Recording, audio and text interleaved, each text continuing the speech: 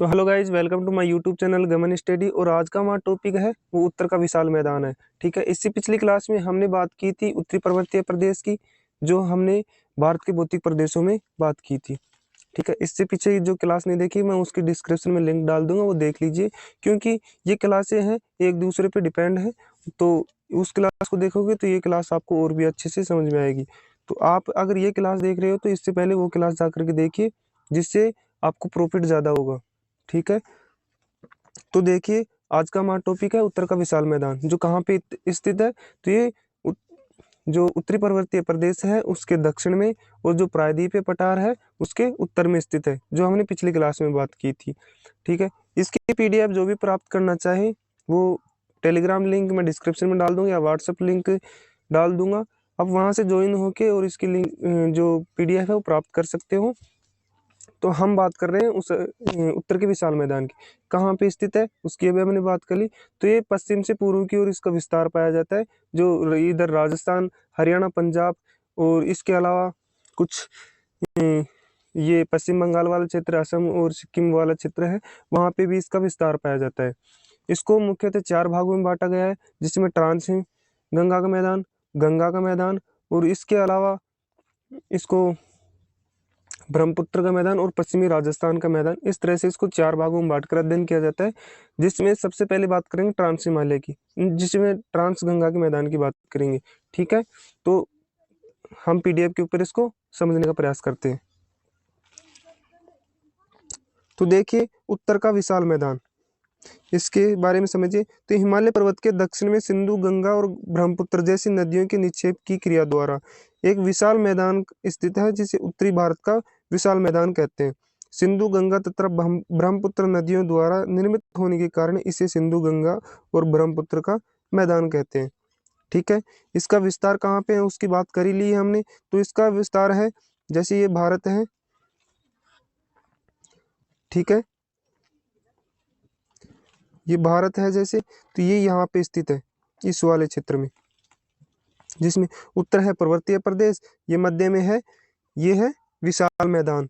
ठीक है, जो इधर राजस्थान से लेकर के इधर सिक्किम तक विस्तृत है। इसके अंदर गंगा, ब्रह्मपुत्र और सिंधु नदियों के द्वारा इस निक्षेपित के द्वारा इसका निक्षेपण के द्वारा इसका विस्तार हुआ है। और इसका निर्माण होने की एक क्रिया और है कि 2 प्लेटें, जिसमें इंडो ऑस्ट्रेलियन और यूरेशियन प्लेट, दो आपस में टकराई, और टकराने के स्वरूप, जैसे ये प्लेट है और ये प्लेट है, जैसे भारी प्लेट है इंडो ऑस्ट्रेलियन प्लेट, ये टकराती है यूरेशियन प्लेट से, यहाँ से निकल के कारण यहाँ पे पर्वत निकलते हैं और यहाँ पे एक गड्ढा बन जाता है। ठीक है, जैसे यहाँ पे एक गड्ढा बन गया, उस गड्ढे गड्ढे के अंदर इन नदियों के द्वारा बहाकर जो लाए गए कंकड़ पत्थर वगैरह थे, उनके निक्षेप होता गया यहाँ पे। ठीक है, इस स्थान पर निक्षेप होने के कारण ये है वे एक विशाल मैदान बन गया, जिसे हम उत्तरी का विशाल मैदान बोलते हैं। तो समझ गए होंगे, इसको 4 भागों में बांटकर अध्ययन किया जाता है, जिसमें देखिए ट्रांस गंगा का मैदान, गंगा का मैदान और ब्रह्मपुत्र का मैदान और पश्चिमी राजस्थान का मैदान। जिसमें सबसे पहले बात करेंगे हम ट्रांस गंगा के मैदान की। तो हम बात करेंगे ट्रांस गंगा के मैदान की। ट्रांस गंगा का मैदान कहाँ पे स्थित है? तो राजस्थान से उत्तर में पंजाब और हरियाणा के अंदर इसका विस्तार पाया जाता है। इसे पंजाब हरियाणा का मैदान भी बोला जाता है, जिसे हम ट्रांस गंगा का मैदान बोल रहे हैं। ठीक है, ये गंगा पार है, इसलिए गंगा पार मैदान भी बोला जाता है कि ये गंगा नदी है उसके उत्तर में स्थित है, या गंगा के मैदान के पार में स्थित है, यानी आगे स्थित है, इसलिए गंगा पार मैदान भी बोला जाता है। ठीक है, ये बात। इसके अंदर कुछ प्रदेश भी पाए जाते हैं, जिसमें बाबर हो गया, तराई हो गया, खादर हो गया, बांगर हो गया, इस तरह के प्रदेश पाए जाते हैं। लेह, कलर हो गया, ये प्रदेश भी इसी के अंदर पाए जाते हैं, तो उनकी भी बात करेंगे हम। जिसमें रहेगा हमारा सबसे पहले बा, बाबर प्रदेश, वो कहाँ पे पाया जाता है? वो शिवालिक के गिरिपथ प्रदेश में पाया जाता है। दूसरा है तराई प्रदेश, जहाँ पे जो बाबर प्रदेश है, वहाँ पे जो नदियाँ विलुप्त हो जाती है, जहाँ पे वो नदियाँ वापस दिखाई देती है, उसको तराई प्रदेश बोला जाता है। इसको आपको ये समझ में नहीं आ रहा होगा, लेकिन ये अब जब मैं पीडीएफ के माध्यम से इसको दिखाऊंगा तो आप समझ में आओगे। ठीक है, इसके ऊपर मैं एक शॉर्ट वीडियो भी बनाऊंगा इन प्रदेशों के ऊपर। तो देखिए, सबसे पहले ट्रांस गंगा का मैदान। पंजाब हरियाणा में स्थित पंजाब हरियाणा का मैदान, जिसे सतलज यमुना का मैदान भी कहते हैं। ठीक है, यह सिंधु गंगा का विभाजक मैदान भी माना जाता है।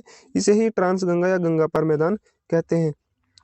ठीक है, यहाँ पर कुछ प्रदेश पाए जाते हैं, जिसमें बाबर हो गया, तराई हो गया, बांगर हो गया, खादर प्रदेश आदि प्रदेश हैं वो यहाँ पे पाए जाते हैं। जिसमें सबसे पहले बात करेंगे बाबर प्रदेश की। बाबर प्रदेश कहाँ पे पाया जाता है? जैसे ये पर्वत है जिसे शिवालिक के नाम से जानते हैं। ठीक है, इस शिवालिक प्रदेश से, ये पर्वत से जो नदियां हैं वो इस तरह से आती हैं। ठीक है, यहाँ पे क्या है कि वो अपने साथ कंकड़ पत्थर वगैरह कुछ भी लाती हैं, गाद वगैरह, वो लाने के कारण, ठीक है, यहाँ पे जैसे ये इस स्थान पर, कौन से स्थान पर, इस स्थान के ऊपर ये क्या करती हैं, इस तरह से कंकड़ पत्थर गाद वगैरह इकट्ठा कर देती है। तो ये नदियां हैं इस तरह से उतरती है, तो यहाँ पे आकर के इन मोटे मोटे कंकड़ पत्थर और इनके कारण से जो नदियां हैं वो यहाँ पे विलुप्त हो जाती है, यानी इनके अंदर धंस जाती है और ये यहाँ पे निकलती है आगे जाके। तो जो यहाँ पे स्थित है ये वाला स्थान, कौन सा, जो ये वाला स्थान है, ये वाला, इसे बोला जाता है बाबर प्रदेश। और इसी के अगला प्रदेश है जिसमें छोटे छोटे बारीक कण होते हैं। ठीक है, जैसे ये तो हो गया, मोटे मोटे कण हैं, गाद हैं, इनके अंदर ये नदियां विलुप्त हो जाती हैं। इसके आगे जो नदी दूसरी यानी दिखाई देने लग जाती है यहाँ पे, उसे बोला जाता है तराई प्रदेश। तो इसको देखिए, यह शिवालिक के गिरिपथ प्रदेश में स्थित नदी से है, जो तिस्ता नदी से लेकर के, जो सिंधु नदी से लेकर के तिस्ता नदी तक है, जिसकी 8 से 16 किलोमीटर इसकी चौड़ाई है। ठीक है, जो एक सकरी पट्टी के रूप में स्थित है। गिरिपथ पर स्थित होने के कारण इस क्षेत्र में नदियां बड़ी मात्रा में भारी पत्थर, कंकड़ पत्थर आदि लाकर जमा कर देती है। जो क्या करती है, यहाँ पे जमा कर देने के कारण जो यहाँ पे जो नदियां हैं वो विलुप्त हो जाती है। यानी यहाँ पर्वतों से उतरने वाली जो नदियां हैं वो विलुप्त हो जाती है। यहाँ खेती नहीं की जाती क्योंकि पत्थरों की है वो अधिकता होती है। समझ गए होंगे। दूसरा है तराई प्रदेश। तो ये बाबर में लुप्त नदियां जिस भाग में पुनः प्रकट होती हैं उसे तराई कहते हैं। ठीक है, यह प्रदेश 15 से 30 किलोमीटर चौड़ा है। इसकी रचना बारीक कंकड़ पत्थर, रेत तथा चिकनी मिट्टी से होती है। इसको दोबारा समझिए कि क्या कह रहा है।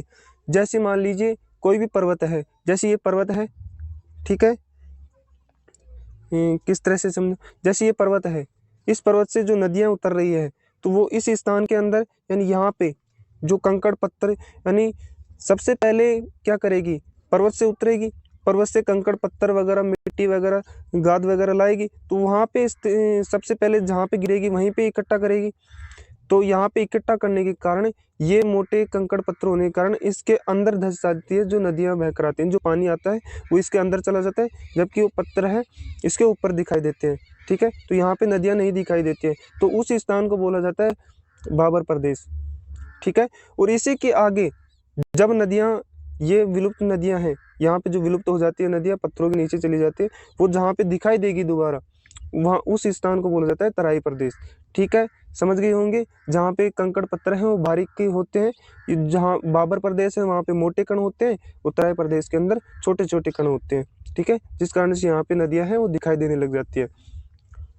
तो समझ गए होंगे। इसके आगे और है जो बांगर है, बांगर प्रदेश, इसके आगे है वो खादर प्रदेश है। अब ये क्या है, तो इनको भी देखिए तो समझिए। बागर वह ऊंचा भाग है जहाँ नदियों की बाढ़ का जल नहीं पहुंचता।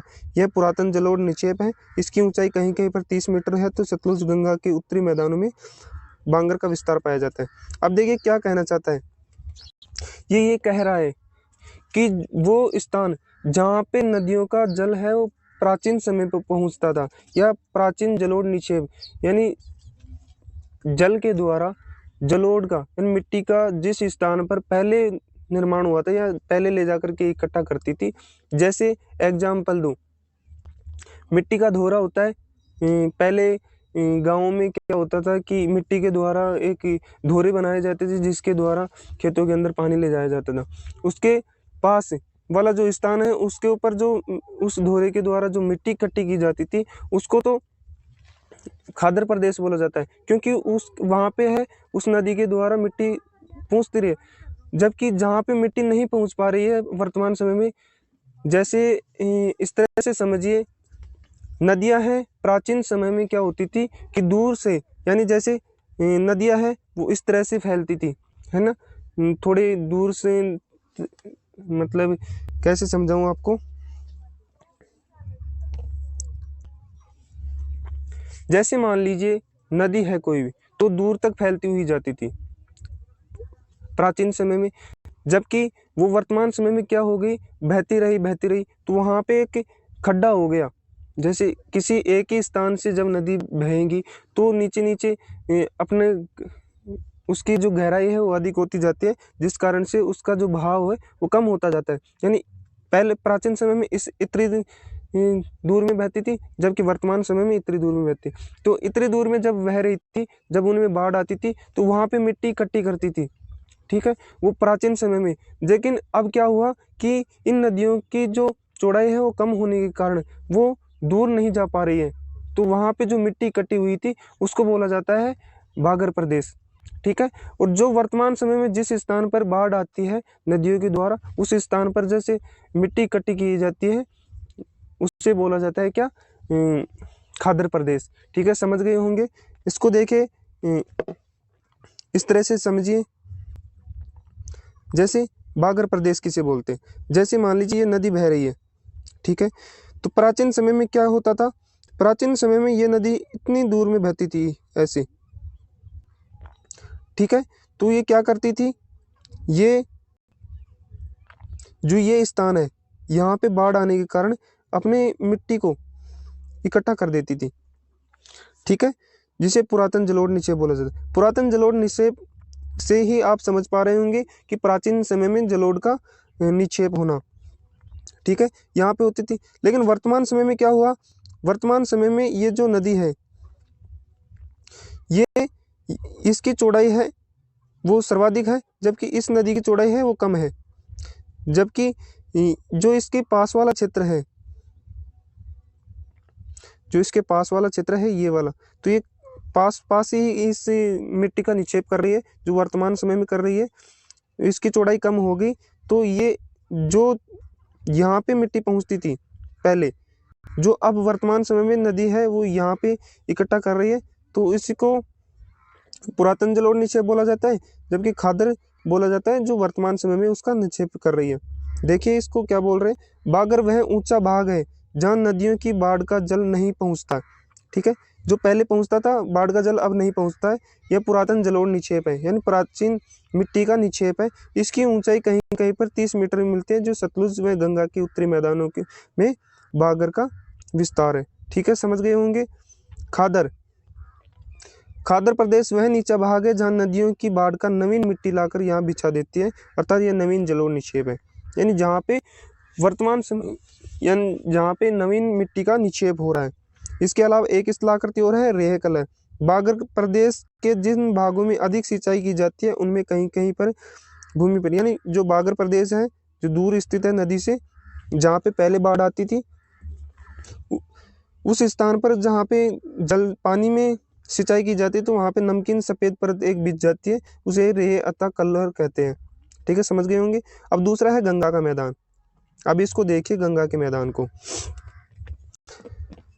गंगा का मैदान कहाँ पे स्थित है, जिससे हमने बात की पंजाब हरियाणा का मैदान की या ट्रांस गंगा के मैदान की, उसी के पूर्वी भाग में ये मैदान स्थित है, जिसे हम गंगा के मैदान के नाम से जानते हैं, जिसको मुख्यतः 3 भागों में बांटकर अध्ययन किया जाता है, ठीक है, जिसमें उत्तरी गंगा का मैदान या ऊपरी गंगा का मैदान, मध्य गंगा का मैदान और तीसरा है निम्न गंगा का मैदान, ठीक है।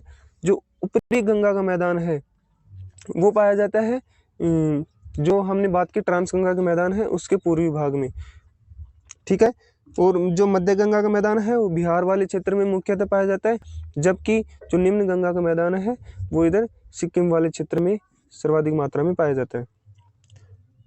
सिक्किम नहीं, यो बिहार वाला क्षेत्र है, इसके आगे वाला जो है उस जगह पे इसका विस्तार है वो सर्वाधिक मात्रा में पाया जाता है। देखिए ऊपरी गंगा का मैदान, इसका विस्तार कहाँ पे पाया जाता है, तो यह गंगा के मैदान का ऊपरी भाग है। इसकी ऊपरी सीमा शिवालिक की पहाड़ी और दक्षिणी सीमा प्रायद्वीपीय पठार तथा पश्चिमी सीमा यमुना नदी निर्धारित करती है। वह पूर्व की सीमा में मतभेद है, ठीक है। इसमें ये कहा गया है कि जो ये प्रदेश है, ये शिवालिक की जो पहाड़ियां हैं, यानी भारत के उत्तर में शिवालिक की पहाड़ियां हैं वहां पे, और दक्षिणी सीमा है इसकी प्रायद्वीपीय पठार, तथा पश्चिमी सीमा है वो यमुना नदी निर्धारित करती है। ठीक है। पूर्व की सीमा पर मतभेद है, इस कारण से इसका विस्तार पाया जाता है। इस प्रदेश के जो पूर्वी भाग में वर्षा है वो 100 सेंटीमीटर से अधिक होती है, जबकि पश्चिम में 100 सेंटीमीटर से भी कम होती है। पूर्व से पश्चिम दिशा में लंबाई है 550 किलोमीटर है, तथा उत्तर से दक्षिण में लंबाई है वो 380 किलोमीटर है। ठीक है। इसकी संपूर्ण लंबाई की बात करें, यानी संपूर्ण इसके क्षेत्रफल की बात करें तो 1.49 लाख वर्ग किलोमीटर क्षेत्र में फैला हुआ है। ठीक है। इसी के पूर्व में एक क्षेत्र है जिसे रुहेलखंड का मैदान बोला जाता है, और जो लगभग 35,000 वर्ग किलोमीटर में फैला हुआ है। रुहेलखंड के पूर्व में अवध का मैदान है, जो इसकी मुख्य नदी है वो घाघरा नदी है। दूसरा है मध्य गंगा का मैदान। ठीक है। ये कहाँ पे स्थित है, तो इसके पूर्व में स्थित है, किसके, ऊपरी मैदान के, जो उत्तरी मैदान के पूर्वी भाग में तथा बिहार में लगभग 1.45 लाख वर्ग किलोमीटर में फैला हुआ है। यह मैदान पूर्व से पश्चिम दिशा में लगभग 600 किलोमीटर 600 किलोमीटर लंबा तथा उत्तर से दक्षिण दिशा में 330 किलोमीटर चौड़ा है। इसके उत्तर में हिमालय का गिरिपथ भाग स्थित है, जो दक्षिण में प्रायद्वीपीय पठार और उत्तरी किनारा है। ठीक है। इसका विस्तार कहाँ पे, जो उत्तर में जो हिमालय का गिरिपथ भाग है, जो शिवालिक का गिरिपथ भाग है, वहां से लेकर के दक्षिण में प्रायद्वीपीय पठार है, वहां तक इसका विस्तार पाया जाए। इसकी मुख्य नदी घाघरा, गंडक तथा कोसी नदियां हैं, और गंगा नदी की जो सहायक नदियां हैं ये नदियां। इसके आगे है निम्न गंगा का मैदान। इस प्रदेश में दार्जिलिंग की उत्तरी पर्वतीय क्षेत्र तथा पश्चिम में स्थित पुरुलिया जिले के अलावा संपूर्ण पश्चिमी बंगाल सम्मिलित है। ठीक है। इस प्रकार यह मैदान हिमालय की तलहटी से लेकर के गंगा की डेल्टा तक विस्तृत है। उत्तर से लेकर दक्षिण तक इसकी लंबाई है वो 580 किलोमीटर तथा पूर्व से पश्चिम दिशा में इसकी अधिकतम चौड़ाई है वो छोटा नागपुर पठार से बांग्लादेश की सीमा तक लगभग 200 किलोमीटर है। ठीक है। इसका कुल क्षेत्रफल 81,000 वर्ग किलोमीटर है। इस मैदान की उत्तरी भाग तीस्ता, जलढाका तथा टोर्स नदी द्वारा लाए गए अवसाद के निक्षेप से बना हुआ है। अब इसके महत्वपूर्ण कुछ छोटे क्वेश्चन हैं, जिसमें बारिद हम किसे बोलते हैं, तो पश्चिम बंगाल के डेल्टाई भागों में पाए जाने वाले लेटेराइट जमाव को, ठीक है, क्या बोलते हैं, बारिद बोलते हैं। बील किसे बोलते हैं, तो डेल्टाई भागों में दलदली भूमि बील कहलाती है। ठीक है। अब ब्रेकिंग जल किसे बोलते हैं, ब्रेकिस जल, वह जल जो सागरीय जल की लवणता में नदी के ताजा जल के मिश्रण से मध्यम लवणता का होता है। अब देखिए जो ये है इसको क्या बोलते हैं, आप बताइए, यानी इसकी लवणता को क्या बोलते हैं उसको बताइए कमेंट के अंदर। अब इसके आगे हमारा रहेगा ब्रह्मपुत्र का मैदान जो कहाँ पे स्थित है, इस मैदान का सबसे जो पूर्वी मैदान है वो ब्रह्मपुत्र का मैदान है। ठीक है। इसे ब्रह्मपुत्र की घाटी भी कहते हैं, किसको, ब्रह्मपुत्र के मैदान को।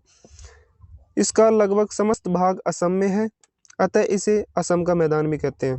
ठीक है। इसका विस्तार कहाँ पे है, असम में स्थित है। यह तीन ओर से पर्वतों तथा पहाड़ियों से घिरा हुआ है। इसके उत्तर में हिमालय की श्रृंखलाएं, पूर्व में पट्टकाई व नागा श्रेणियां हैं तथा दक्षिण में गारो, खासी व जयंतिया की पहाड़ियां हैं जो इसके अंदर स्थित है। यह लगभग 800 किलोमीटर लंबा तथा 60 से 96 किलोमीटर चौड़ा मैदान है। इसका क्षेत्रफल लगभग 56,000 वर्ग किलोमीटर है। ठीक है। इस मैदान का निर्माण ब्रह्मपुत्र में उसकी सहायक नदियों के द्वारा हुआ है। यह एक निम्न प्रदेश है जो पूर्व में 130 मीटर तथा पश्चिम में केवल 30 मीटर ऊंचा है। इस प्रकार इस मैदान का ढाल है वो 12 सेमी प्रति किलोमीटर है। ढाल उत्तर से पूर्व से दक्षिण पश्चिम दिशा में है। ठीक है। तो इस तरह से ये हो गई इनकी बात। इसके आगे है पश्चिमी राजस्थान का मैदान जो कहाँ पे स्थित है, राजस्थान के अंदर मुख्यतः विस्तृत है। मैंने बताया था कि जो इसकी पीडीएफ है वो कहाँ से प्राप्त करनी है, तो इसकी पीडीएफ है वो व्हाट्सएप नंबर में प्रोवाइड करवा दूंगा आपको डिस्क्रिप्शन में, वहाँ से आप ज्वाइन होके और मेरे से पीडीएफ प्राप्त कर सकते हो, तो उसको देख लेंगे। ठीक है। अब हम बात करें पश्चिमी राजस्थान का मैदान की, तो इसका विस्तार कहाँ पे पाया जाता है, देखिए, इसका विस्तार मुख्य रूप से राजस्थान के पश्चिमी भाग में अरावली पहाड़ियों से भारत पाकिस्तान सीमा तक पाया जाता है, जो उत्तरी पश्चिम से दक्षिण पश्चिम दिशा में।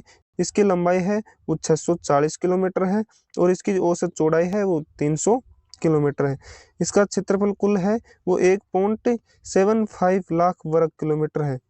ठीक है, इसको दो भागों में बांटकर अध्ययन किया जाता है, जिसमें मरुस्थलीय प्रदेश है और राजस्थान का बांगर प्रदेश है। ठीक है, इसकी बात करेंगे। तो सबसे पहले हम बात करते हैं मरुस्थलीय प्रदेश की। तो ये स्थित कहाँ है?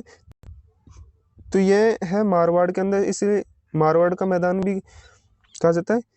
यहाँ बालू अधिक में बालू का स्तूप अधिक संख्या में पाए जाते हैं। यह मुख्यतः शुष्क मरुस्थलीय भाग है, जहाँ वार्षिक वर्षा है वो 25 सेंटीमीटर से भी कम होती है। ठीक है, जहाँ पर सिंचाई की सुविधा उपलब्ध है वहाँ पर गेहूं, ज्वार, बाजरा आदि की कृषि की जाती है। ठीक है, अब देखिए राजस्थान बांगर। तो राजस्थान बांगर को देखिए, तो राजस्थान का उत्तरी तथा पूर्वी भाग उच्च प्रदेश है। ठीक है, और राजस्थान बांगर कहलाता है। ठीक है, जो राजस्थान का उत्तरी तथा पूर्वी भाग है वो उच्च प्रदेश है, जो राजस्थान का क्या कहलाता है? बांगर कहलाता है। यह उत्तर पूर्व से दक्षिण पश्चिम दिशा में विस्तृत है। ठीक है, तो ये कहाँ पे है? तो उत्तर पूर्व से दक्षिण पश्चिम दिशा में विस्तृत। पश्चिम से इसका विस्तार 25 सेमी है। पश्चिम में इसका विस्तार कितना है? 25 सेमी। वार्षिक वर्षा किस जो समवर्षा रेखा है वो निर्धारित करती है। यहाँ की प्रमुख नदी है वो लूनी नदी है। ठीक है, यह एक मौसमी नदी है जो दक्षिण पश्चिम दिशा में कच्छ के रण की ओर प्रवाहित होती है। ठीक है, यहाँ कहीं पर पहाड़ियाँ मिलती हैं, टीले बहुत कम है। ठीक है, यहाँ उपजाऊ मिट्टी भी मिलती है। ठीक है, तो इस तरह से ये बात होगी किसकी? उत्तर के विशाल मैदान की। इसके आगे हम बात करेंगे जो दक्षिणी प्रायद्वीपीय पठार की, जो हमारी अगली क्लास होगी। ठीक है, तो हम बात करेंगे अगली क्लास में प्रायद्वीपीय पठार की। तो हमने क्या बात की? तो हमने बात की संपूर्ण क्लास का सार देखिए कि हमने बात की कि जो भारत है उसके अंदर इसका विस्तार पाया जाता है उत्तरी विशाल मैदान का। कहाँ पे? तो वो पाया जाता है इस वाले स्थान पे। और उत्तर में किसका पाया जाता है? इसमें उत्तरी पर्वतीय प्रदेश का, जिसमें मुख्यतः हिमालय है। ठीक है, तो यहाँ पे एक पर्वत श्रृंखला है जिसे शिवालिक बोला जाता है। उसके दक्षिण में इस विशाल मैदान का विस्तार पाया जाता है। यहाँ पे पश्चिमी राजस्थान का मैदान है, यहाँ पे ट्रांस गंगा का मैदान स्थित है और यहाँ से यहाँ तक लेके गंगा का मैदान है, यहाँ पे ब्रह्मपुत्र का मैदान है। इस तरह से हमने बात की इनकी। ठीक है, तो अगर क्लास पसंद आई हो तो लाइक शेयर कमेंट कीजिए, और जो चीज़ ना समझ में आई हो तो कमेंट में बताइए, मैं आपको उसका आंसर है वो प्रोवाइड करवाऊँगा। ठीक है।